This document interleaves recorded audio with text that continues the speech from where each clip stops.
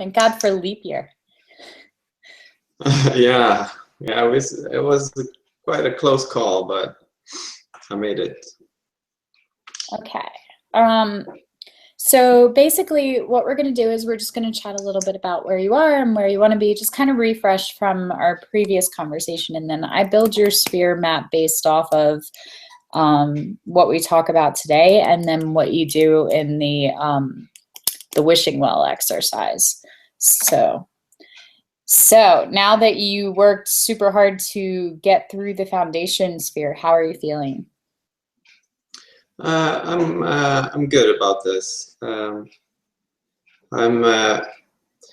taking steps forward, and I'm kind of honing in on what I want to do, or at least I'm getting some answers about what I don't want to do, and that's an answer itself. So I'm getting there. Yeah, definitely. So what don't you want to do? Well, I've been thinking about. I've been playing with the idea of quitting my job and trying this full time, but I kind of, the last few weeks I've been thinking that I can't just go photography. I have to do the right kind of photography too. Otherwise, I think I'll just stay where I am and do this as a hobby.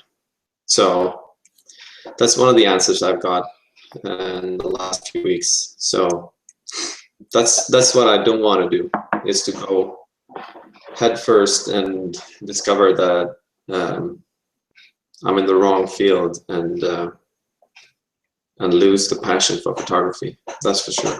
Okay, so what is the right kind of photography? Well, I haven't figured that 100% out yet, but I kind of, at least I've dabbled with, I had a stressful episode with sports photography last week, and I was kind of pushed into being sort of a paparazzi for a soccer team, and so it kind of made me wake up that it's not just photography I want to do. I want to do the right kind of photography that makes me more happy than with my day job. Okay, well, which genres, what are you shooting that is giving you that feeling? Well, it's quite a few genres, and that's maybe my problem. But That's okay. I feel it with portraits. I feel it with landscapes, with fine art, and yeah, that's the top three that I think of, and sports. If you can rule out the paparazzi thing, I'm so happy on the sports arenas. But Okay, so we had a bad experience with sports, but we still like them. So define the paparazzi thing for me a little more. Well, it was I'm used to shooting sports for the sports department in the newspaper, but this time there was some special star who was made a comeback for his old hometown, and after the game they made me wait outside the dressing room and take shots of him as he left the stadium. Like after everyone has left and they've closed up, they've turned out the lights, and I was out there for 50 minutes waiting with my camera. Just waiting for him to leave. Yeah, and when he walked by me and I took like 3 or 4 images of him, I just felt like the stupidest guy in the world. So okay, that's not for me. Okay. So what is it about sports photography that you do like? To me, the sports photography is about, of course, capturing the moment, the right moment, and I love capturing all the right moments in a sports event. But when I work for the newspaper, they only want the events that correlates with either the victory or the defeat. Okay. So I have a lot of sports images that I don't get to use because the team lost or the team won, so I couldn't, yeah, blah blah blah. So Okay. but the interesting part of this to me is like the extreme emotion, the ups and downs, so the extreme cheering and the extreme sadness. Okay. That's quite interesting to me. Now you're working for the paper. Do they own the images? Are you allowed to do anything with them if they don't use them? Like, They could you don't sell own them. I can sell them. Okay. Then maybe what we should be looking at is you getting the paycheck from them where they're paying you for whatever shots suit their stories, and then looking at the rest of the images as well as other potentials of income for other clients that aren't necessarily the newspaper. Yeah. So you've been toying with the idea of quitting your job, but you're kind of like so-so on it. But that tells me that ideally, if you were making enough money, that you would quit your job. Yes? Yeah, for sure. Okay. In a heartbeat. How much money would you have to be making to quit your job? Well, we talked about this last time, and I think the figure we came up with was approximately 60 grand Annually. Yeah. Okay. That's sort of puts me in the same spot as I am now. Okay. Well, that's usually what I like doing is at least seeing what the minimum requirement is for you to maintain where you are right now, and then we can work it up towards where it is that you want to be. So it's totally okay to be like 60 is what I would need to leave my job now, but ideally I'd like to be making 120. So, but 60 is fine. That comes out to 120 is more than the prime minister, by the way. We don't have a lot of high wages here in Norway. Yeah, what's the currency there too? Because I'm always thinking in US dollars. Well, it's Norwegian kroner, and it's about 8.8 kroners to $1, or Okay. 9. You could just say 9.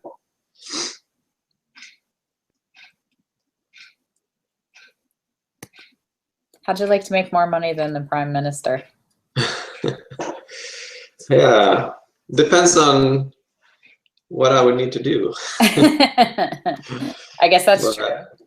Yeah, but no, like if you're a marine biologist and you work for a private company, you make like 60 a year.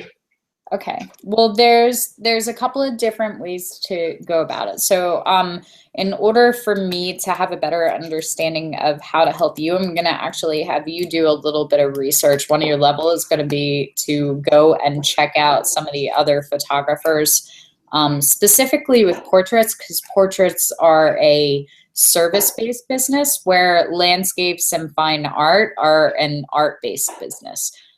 So the difference being with portraits and sports can kind of go either way, but portraits specifically, 90% of the time, the person you're photographing is also the person that's buying. So you have your subject and your client in the room at the same time.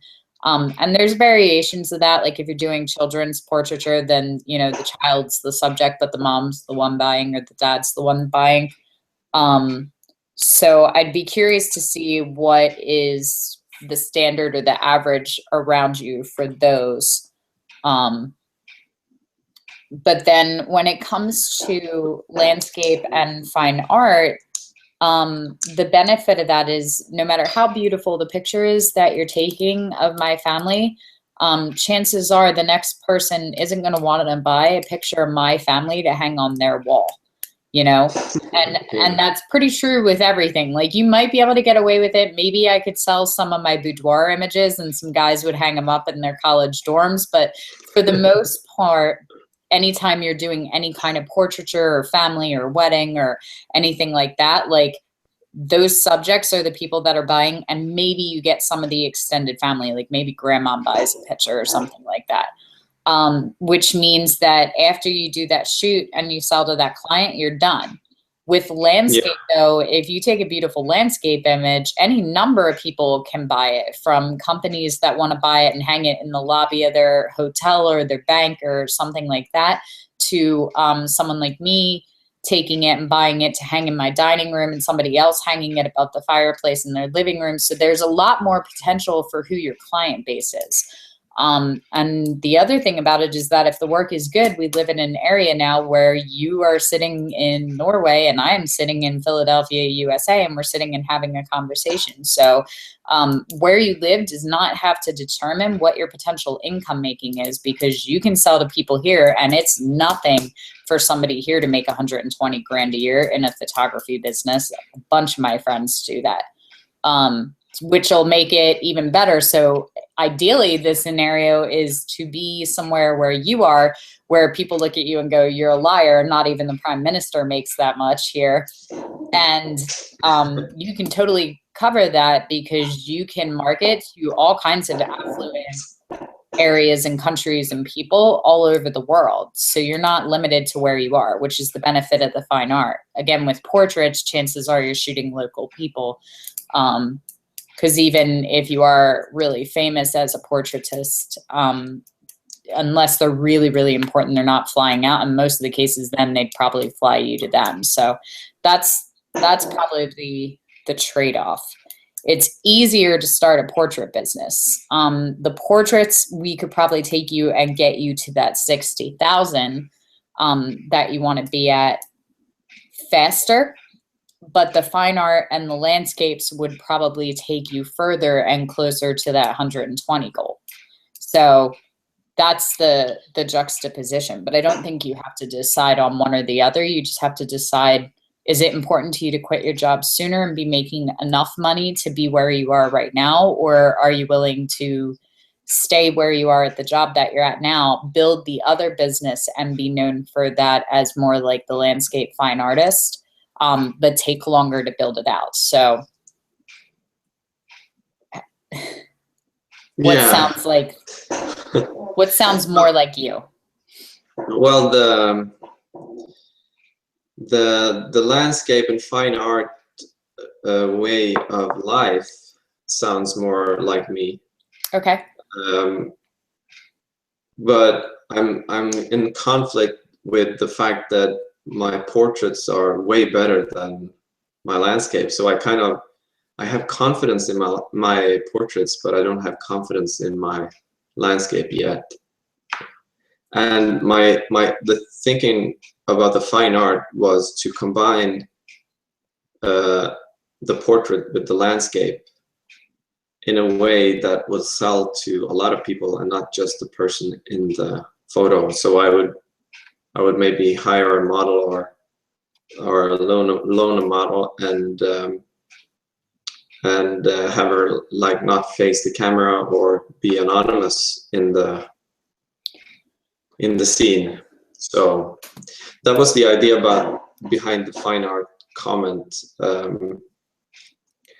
because I've dabbled a little bit with the portrait, like sell to the client that's in the room. I did that with like a toddler's ballet school, and I made a few mistakes, and that like cost me. I think I worked like 60 hours I had to like Photoshop everything. All the images had to be because I used the wrong background, and I made a mistake with something with the background.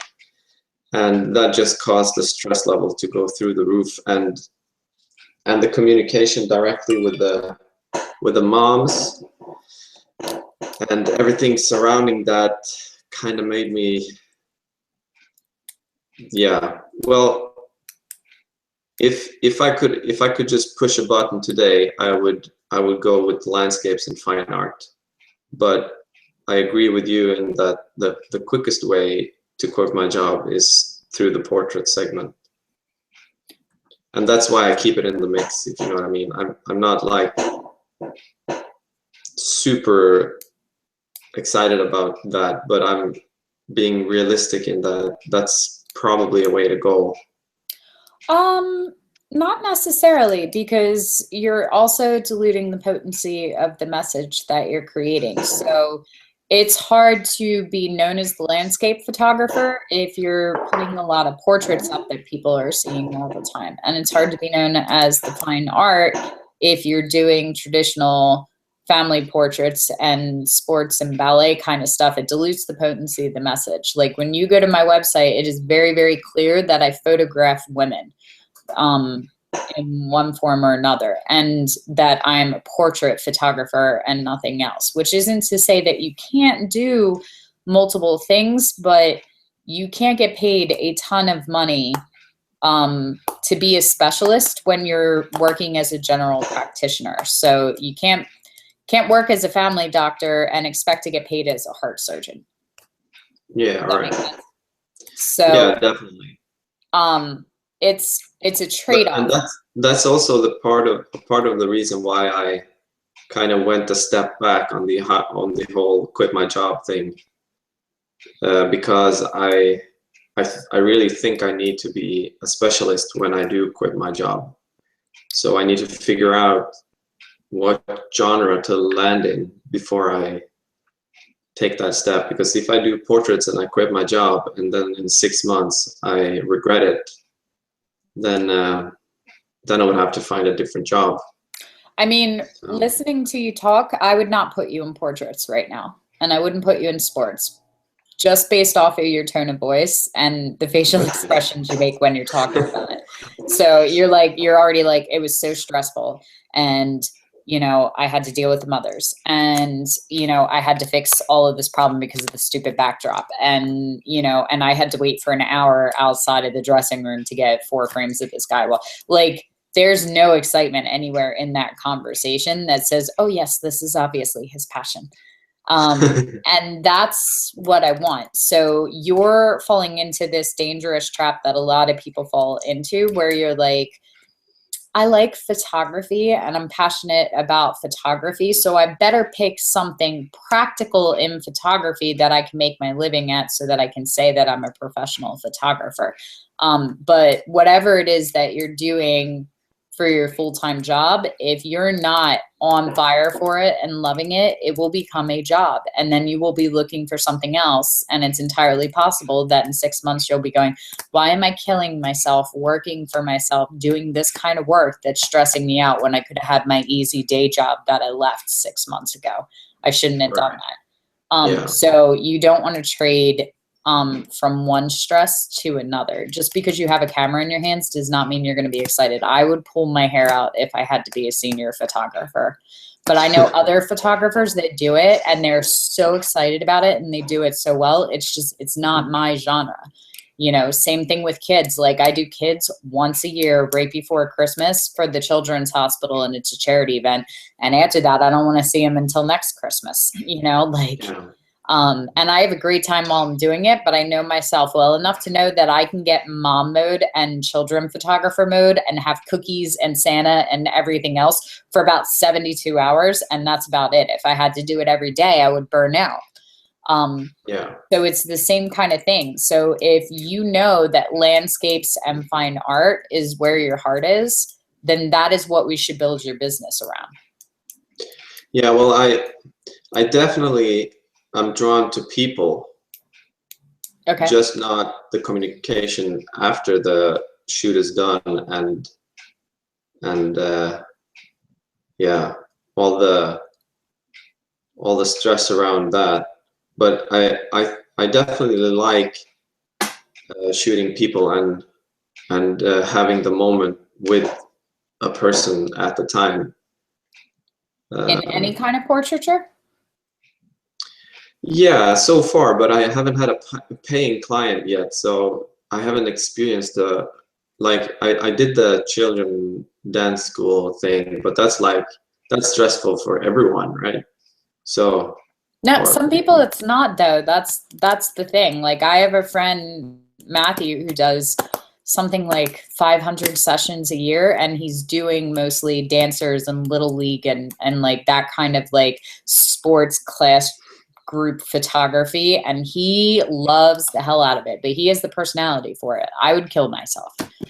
Like I couldn't deal with that much yeah, energy, like, which is a lot of why I built my business the way that it is. Like it sounds really good to go, oh, I make $3,000 a session, and everybody goes, yeah, I'd love to do that. But it's more about the fact that I structure my business in a way that I'm not in there very often because I don't want to be. I have personal projects. I teach at the Arcanum. I have kids that are young. I want to go to their baseball games and their concerts.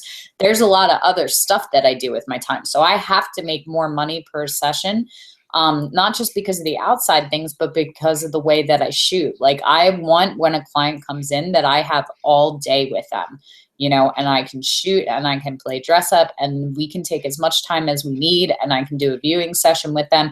And then I have the week after that to edit at my leisure without feeling the pressure of 65 sessions from an entire ballet school, you know. So yeah, it's about structuring your business the way that you want, and we figure out the pricing and the business plan based off of what you want.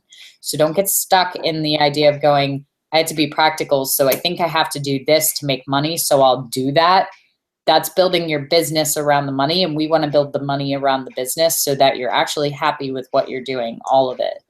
And yeah. Like I definitely, if I want to quit my job, I don't want to do it because of the money or because like if I quit my job and then I would have to do I would do landscapes and fine art, the ends won't meet, so I have to do portraits and I have to do you don't maybe have to do real anything. estate.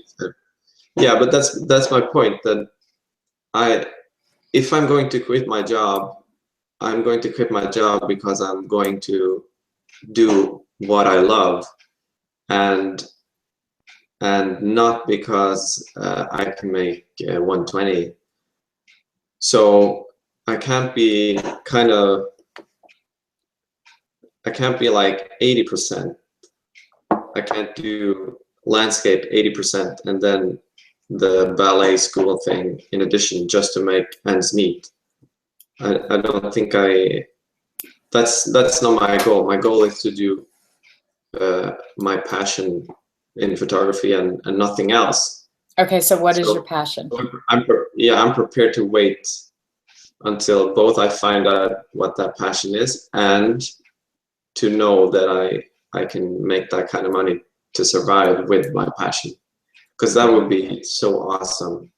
Like 60 grand a year to do whatever I want, I would do that in a heartbeat. I don't need 120. So Okay.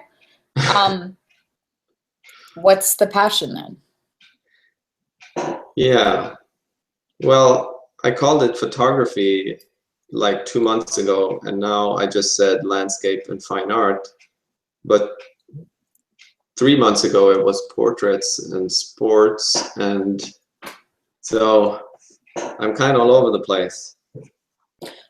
But have you been all over the place because you've been considering making it a career? So you're considering it from career perspectives and business plans and money too? Or are you looking solely at which you enjoy the most?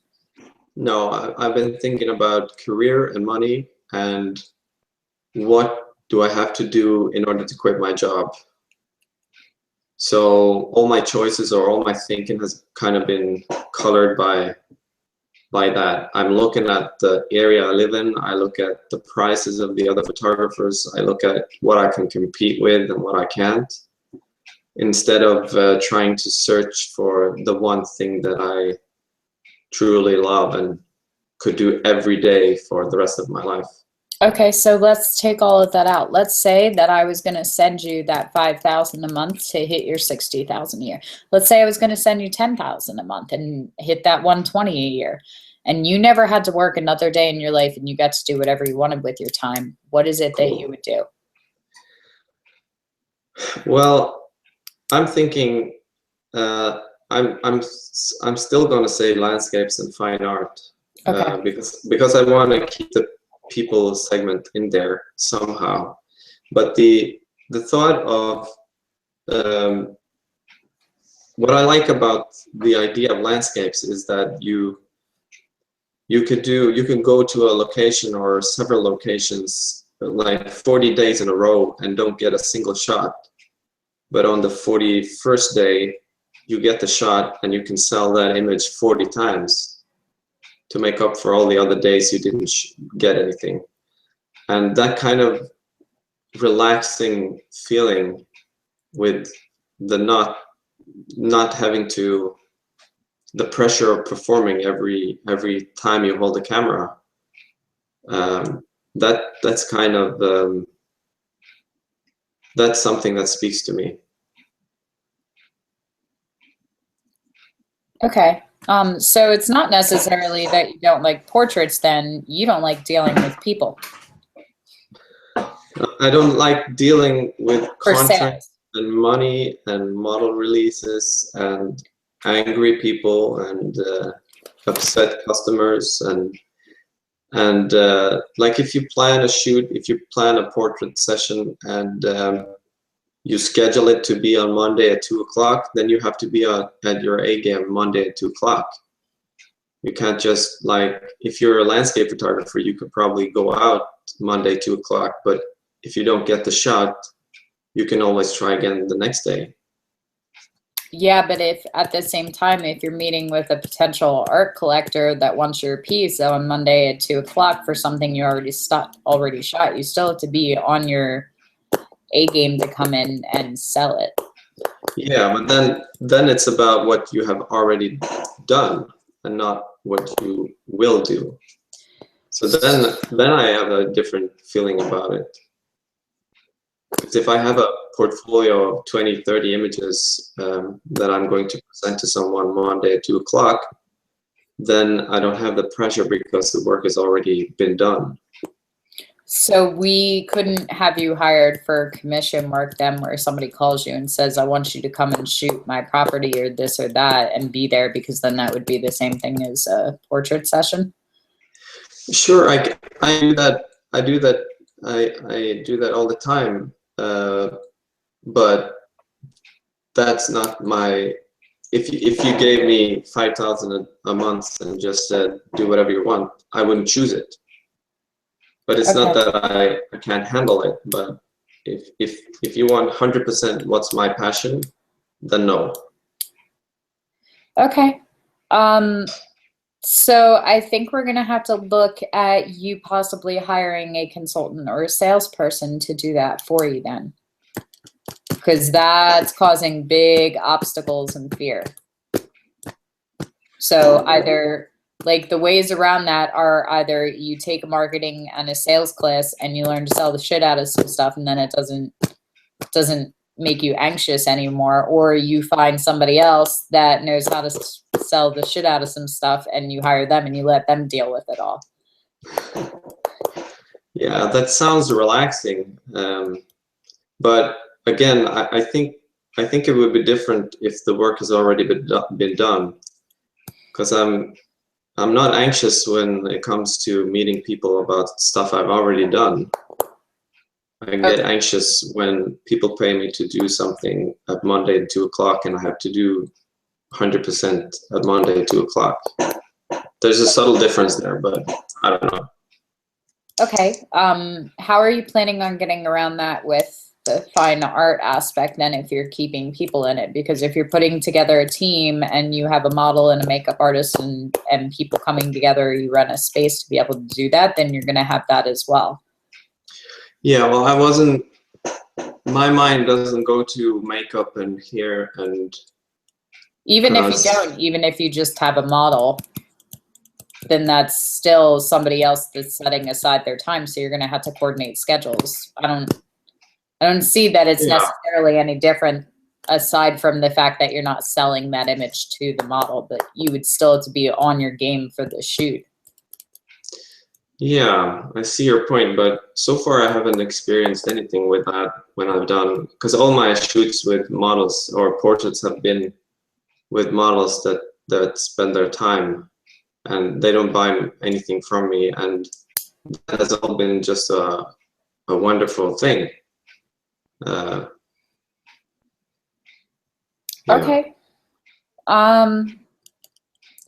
So it's gonna be really hard to build a business, especially one that makes enough that you can quit your current job if you're afraid to perform on command, because that's essentially what people pay you for.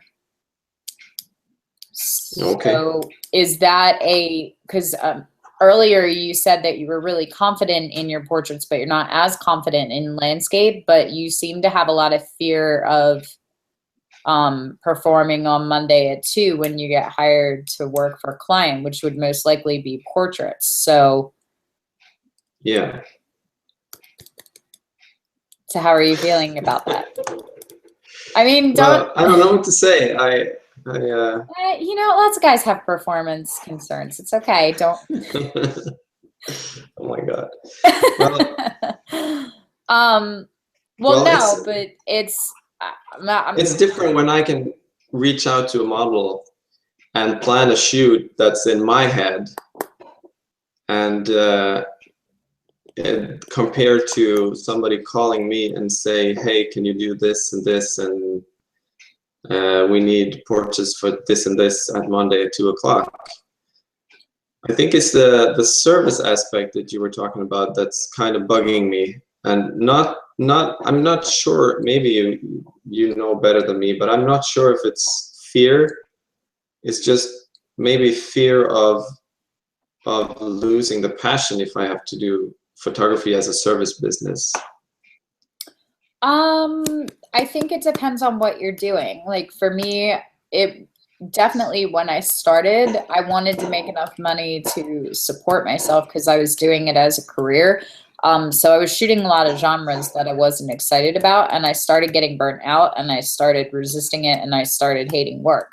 Once I cut those out and all of the work that I was doing was stuff that I really enjoyed doing, now it doesn't bother me because every time somebody calls, it's like, yay, I get paid to do what I would be doing with my free time. That's why the question of if I was going to give you $10,000, what would you do is so important, because then the idea is I have enough money to pay for everything that I'm doing. So when somebody comes and goes, hey, I want to pay you to do exactly what you want to do, you go, fucking hey, yeah, let's do this. Like, so I'm excited every time I go in my studio. If I'm not excited, I don't book the work.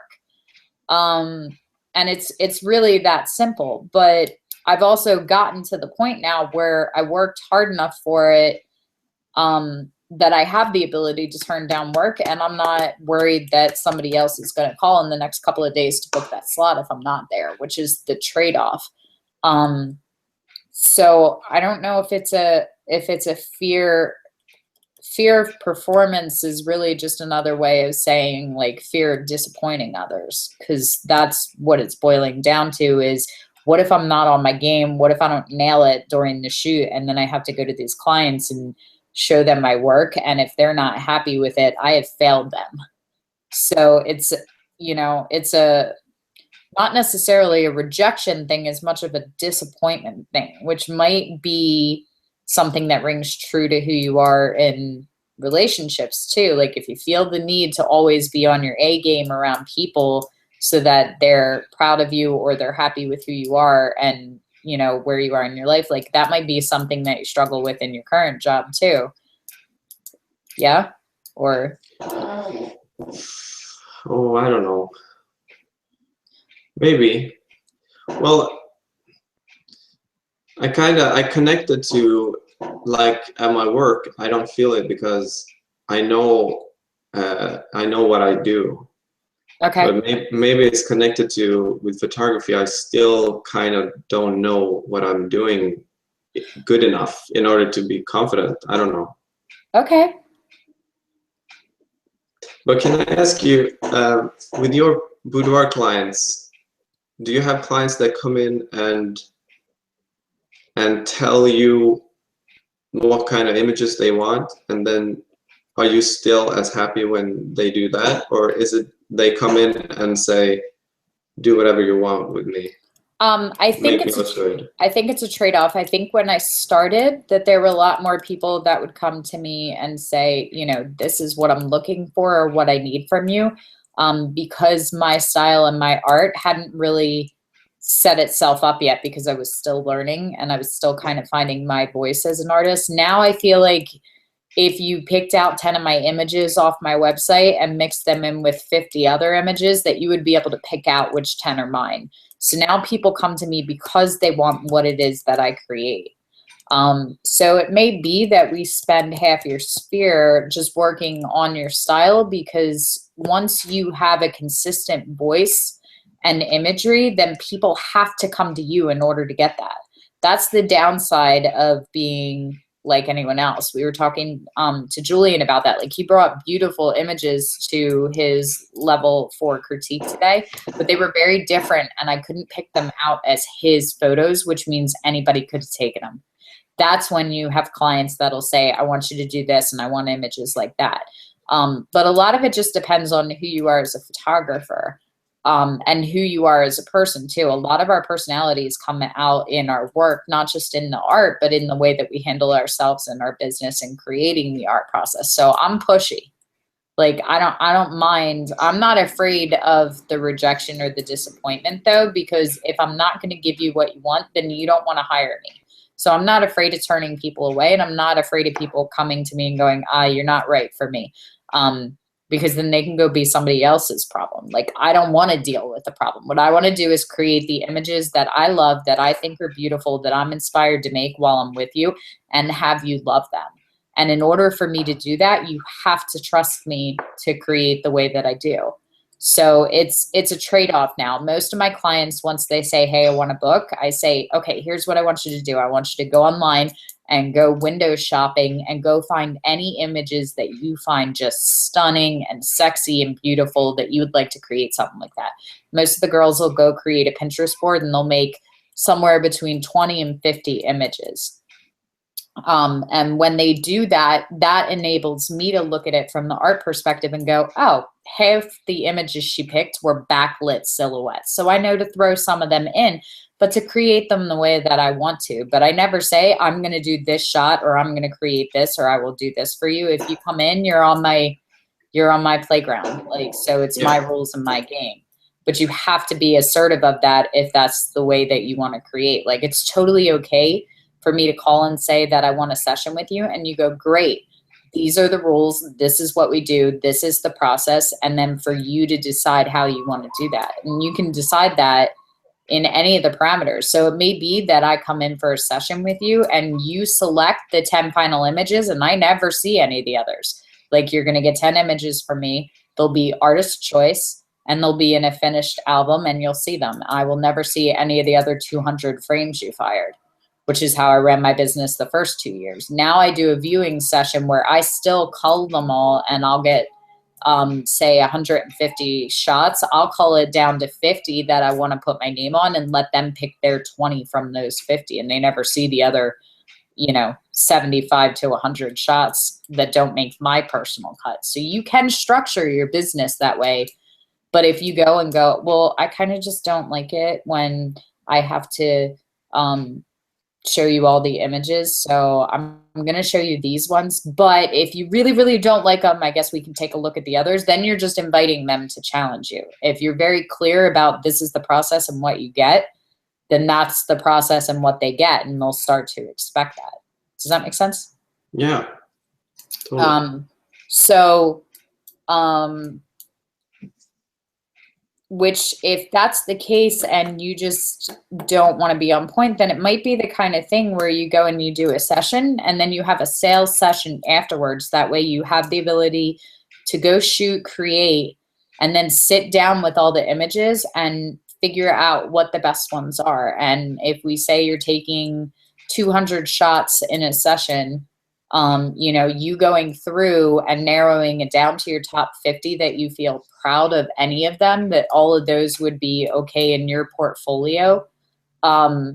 Then you might be able to sit down with them a day or two later or a week later and go, okay, now you can select, and that feeling of unease will not be as prominent because you'll feel good about all the work that you're setting in front.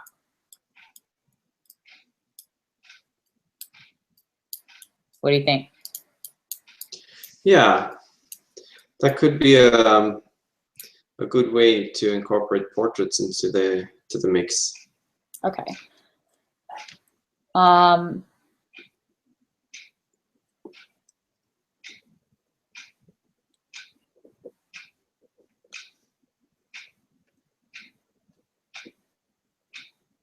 Okay.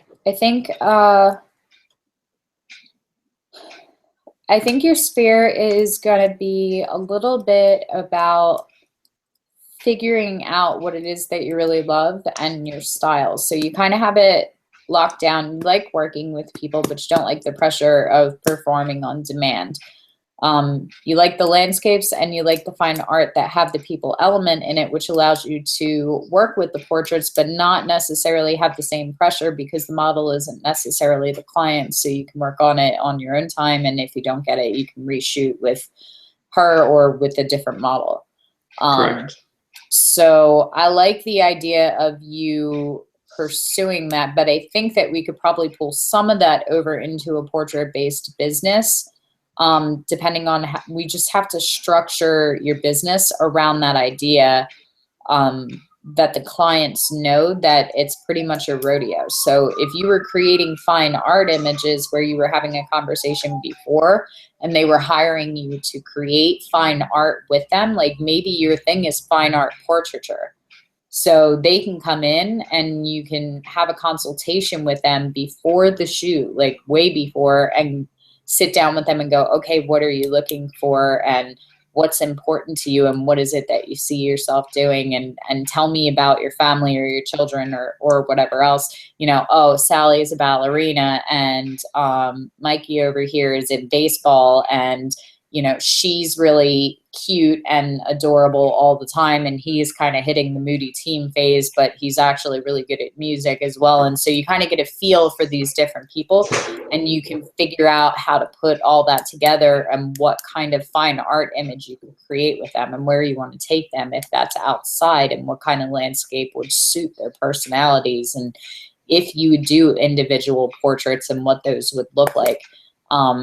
So it may be that they come and they meet with you for, like, say, an hour to a week beforehand, and then you get in touch with them 3-4 days later after you have some time to simmer and go, okay, I was thinking about it. I'd really love to take all of you out and do a very formal portrait, like you guys are the Prime Minister's family. Royalty will dress you all up to the nines. We're going to sit you at this big banquet table, and we have these wing-back chairs, but we're going to put them at the base of the mountain.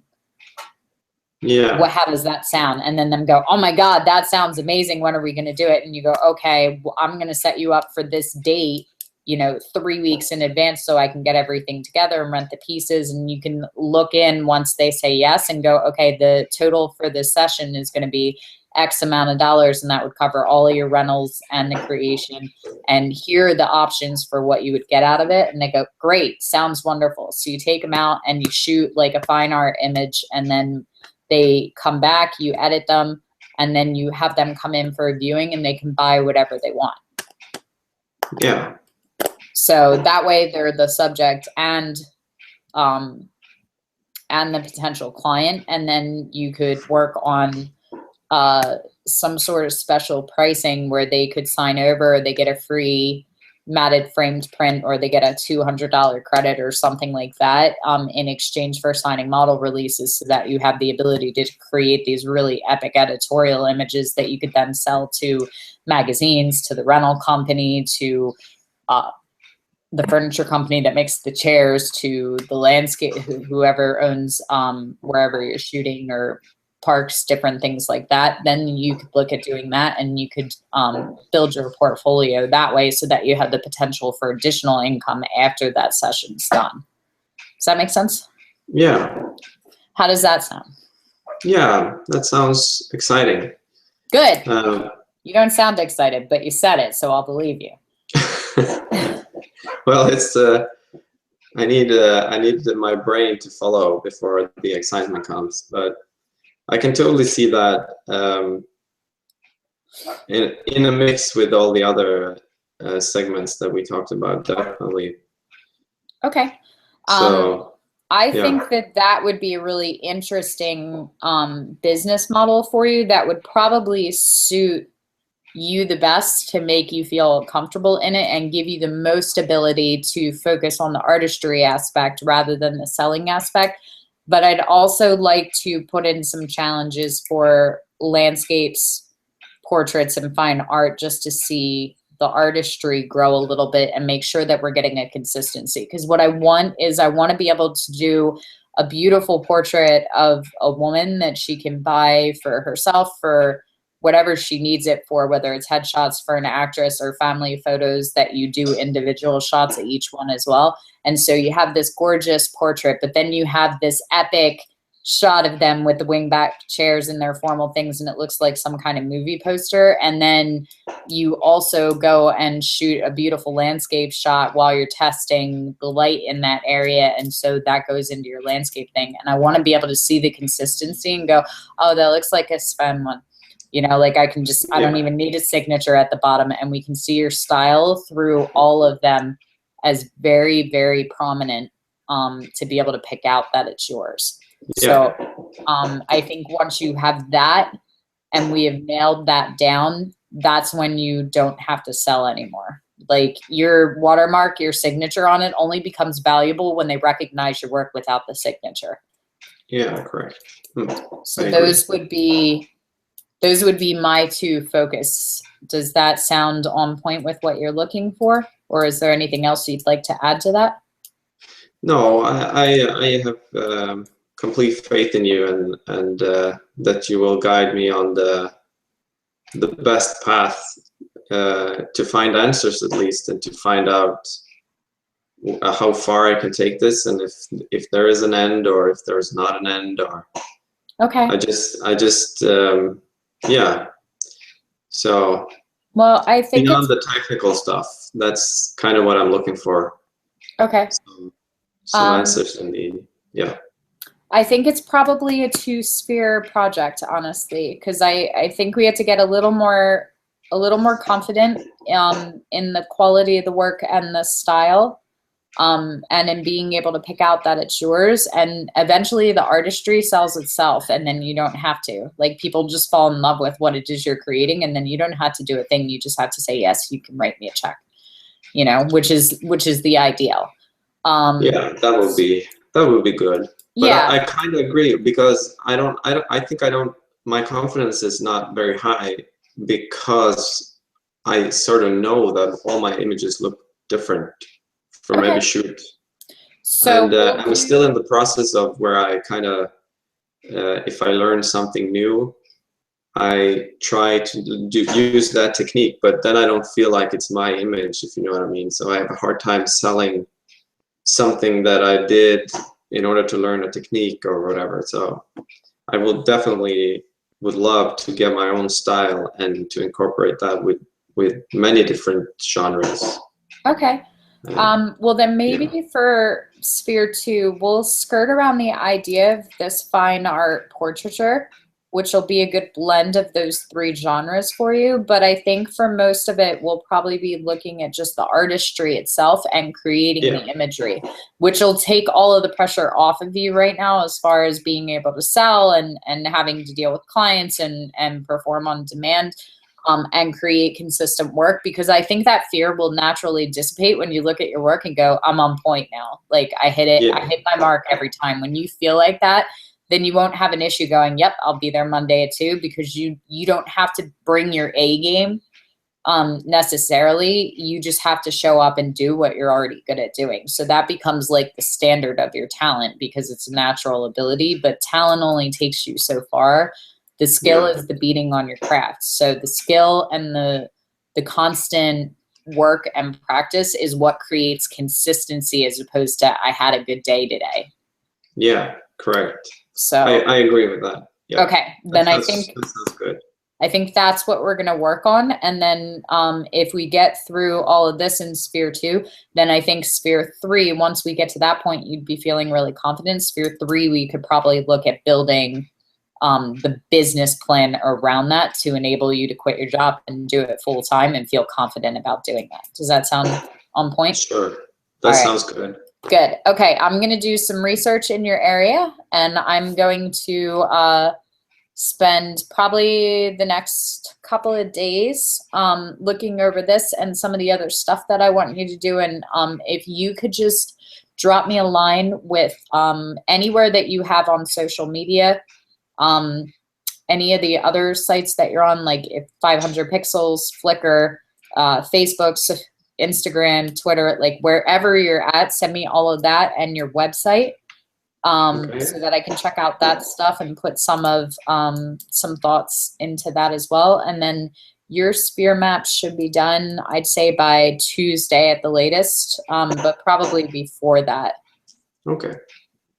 In the meantime, your first level is or your first challenge is going to be 99 images. I would like you to go find, I recommend Pinterest. That's my favorite way to collect images, but I would like you to go find 99 images, say about 33 of each. Doesn't have to be exact, but keep it about a third, a third, a third. Incredible portraits that move you, incredible fine art that are along the idea of what you're thinking, and amazing landscapes. Put them together and create a board of this is the kind of work that moves me, and this is how I feel about these images is how I want people to feel looking at my work. That'll give me a better idea of what your personal style is and what we're moving towards. Okay. Is that good? Yeah. Okay, so that's your challenge. In the meantime, I will work on that and I will have it for you early next week. Great. Yay!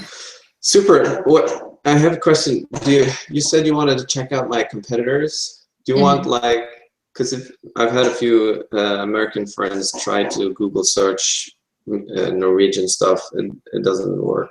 Do you want me to give you some hints on what to do, or? No, I think right now we're going to work more on the artistry and creating the consistent voice and the quality. So we'll probably save most of the competitors won't really come in until we're making the business plan. So now now that we're at the bottom, I don't think it'll even come up right now. Okay. So I think that'll be fine. Is there other questions, comments, concerns, things that I can answer for you right now? No. Thank you. How are you feeling? Are you feeling okay? Are you feeling intimidated? Are you excited? No, it's a bit of both, but I feel like we kind of ended on a good path.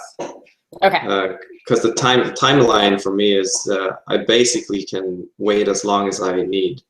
Okay. I don't have a hurry, but I am literally not doing what I love right now, so that's kind of bugging me. But okay.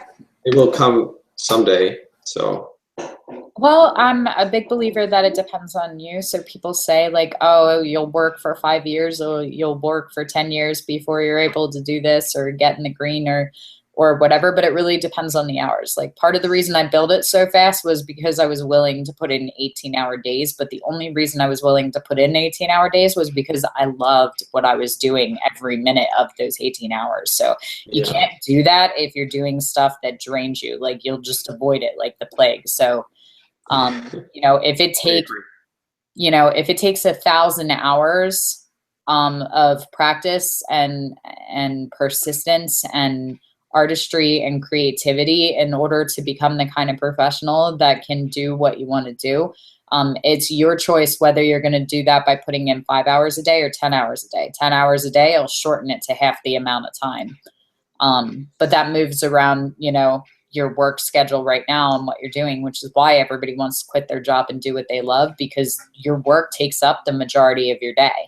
So that's my daily struggle. Yeah, so it'll really depend. But if you really, really want it, then you can work 9 to 5 and you can come home and put in hours from 5 to midnight, and that's still, a ton of time that you're putting in to close the gap. So, it's really, the bottom line is that, like, I can put together a perfect plan step by step that is fail proof, but it's like going on a diet or having a workout partner. Like, you can have the best trainer in the world and they can yell at you, they can teach you how to properly do all the exercises, they can encourage and say come on, and they can scream and holler at you and make you feel bad about yourself, but eventually you have to do the sit-ups and the push-ups and the running all yourself. Like, I can't do that for you. So you'll find very quickly that the more energy and effort you're putting in, the closer you get to that goal.